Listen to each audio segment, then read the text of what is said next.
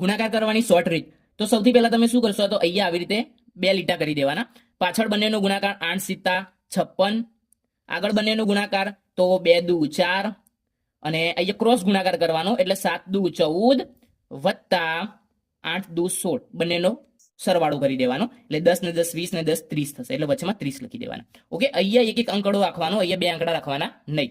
તો અહીંયા 6 એકલો જ રહેશે, આ 5 આગળ જશે એટલે 35 થઈ જશે, અહીંયા 5 એકલો જ રહેશે, આ 3 આગળ જશે એટલે 7 થઈ જશે, તો ગુણાકાર 756 થશે.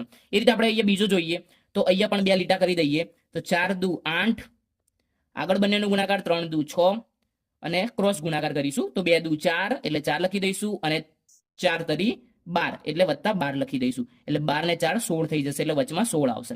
ઓકે, અહીંયા એક જ આંકડો છે એટલે એમને એમ લખી દઈશું, અહીંયા એક જ આંકડો રાખવાનો એટલે 6 લખી દઈશું, આ એકડો આગળ જશે એટલે 7 થઈ જશે એટલે 768 થશે. તો આનો જવાબ શું આવશે એ તમારે કરી અને કમેન્ટમાં